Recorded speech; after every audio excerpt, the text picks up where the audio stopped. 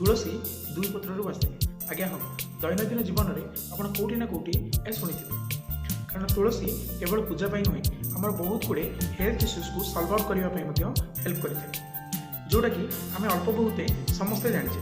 किंतु कौन आप जानती कि तुलसी आम घर वातावरण में नेचुरल एयर प्यूरिफायर भाई काम करे एथिरे नेचुरल एंटीबैक्टेरिया गुण वातावरण बहुत प्रकार कीटाणु नष्ट करते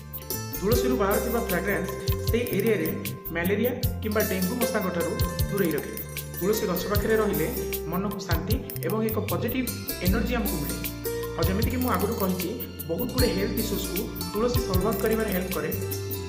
जमीती कि जदि आप दिन को दुईटी पत्र मात्र दुईटी पत्र प्रतिदिन सका खाଇବା अभ्यास करती तो ठंडा काश बदहजमी एसिडिटी गैस्ट्रिक भली रोग मुक्ति मिलता है और बॉडीर रोग प्रतिषेधक शक्ति बढ़ी था।